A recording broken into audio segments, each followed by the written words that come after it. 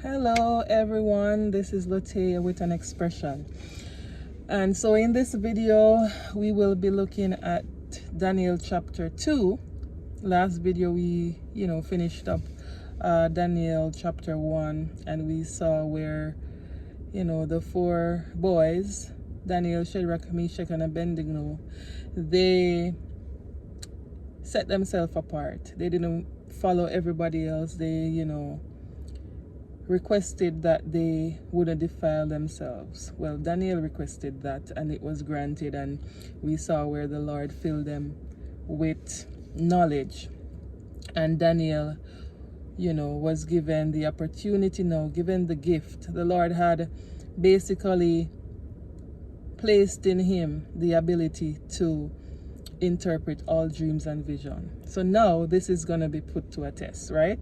In chapter 2. So chapter 2, we would have seen where, the king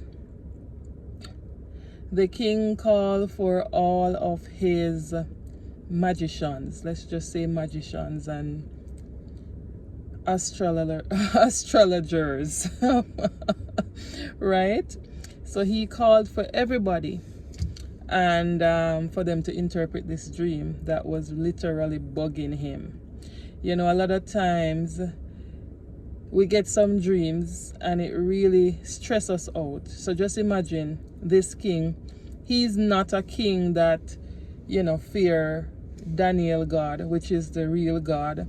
He would be a king that was the king of Babylon. So, he's doing things that's contrary to what the real God would require of him.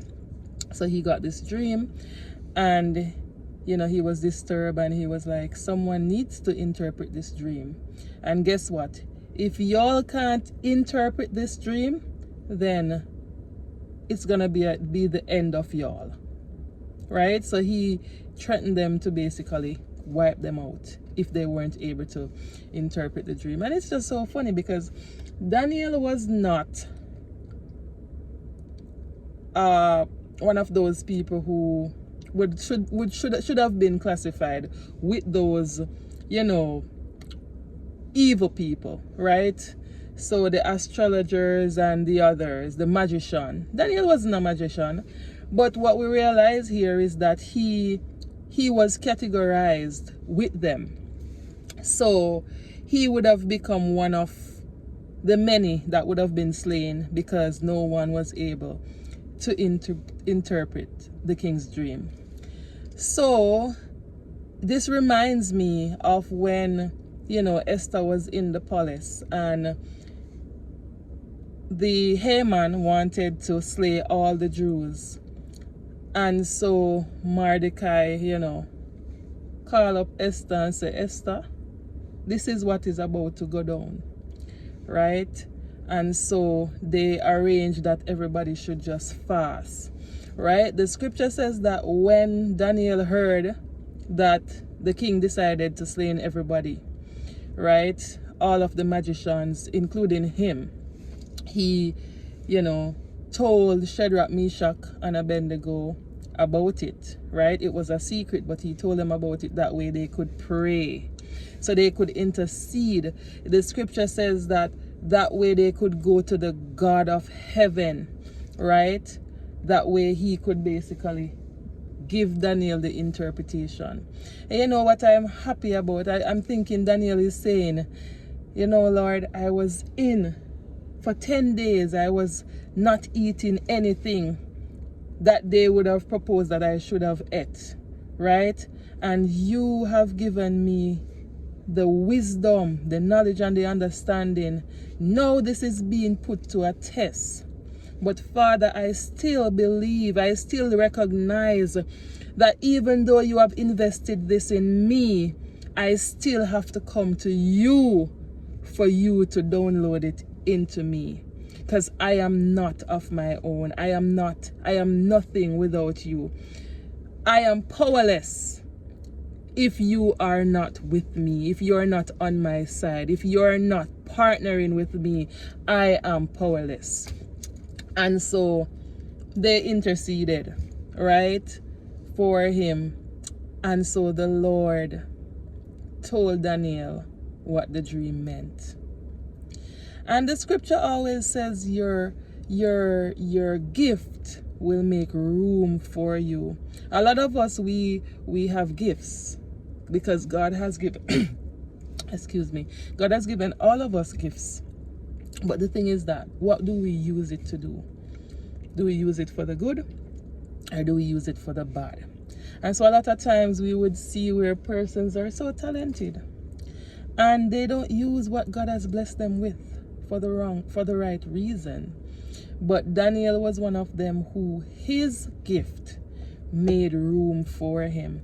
And so he was able to tell the person in charge that, why is the king so quick, quick to kill? Just tell him to give us a little time. And so he interceded, as we mentioned earlier.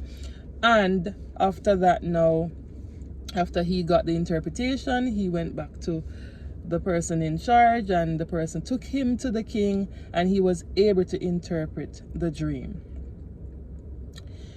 He was able to interpret the dream, and so the king didn't bother to slay him. Right? But this shows that God, sometimes God have us in training. Daniel and Shadrach, Meshach, and Abednego, they were in training. Look at David. The scripture would have shown us, when we look at this, the story with David and when he was supposed to go up against Goliath. The Lord had him in training, right? So he slayed a lion, and he was on the training field. So when the time came for him to go up against Goliath, he recognized that the same God who had brought him through so many things while he was in training would have done the same thing when he would go up against Goliath. And I think, Daniel would have been saying to himself, the same God that would have showed me certain things, right? And who would have entrusted me with certain things, he will do it again. He's the same God. He is the same God. And so we saw that God came through yet another time for Daniel. I want to encourage you today that if there's something that you're going through at this point, God came through for you before. He can come through for you again, because he is the same God. Nothing about him has changed. God bless you, and I hope you enjoyed this video. Bye-bye.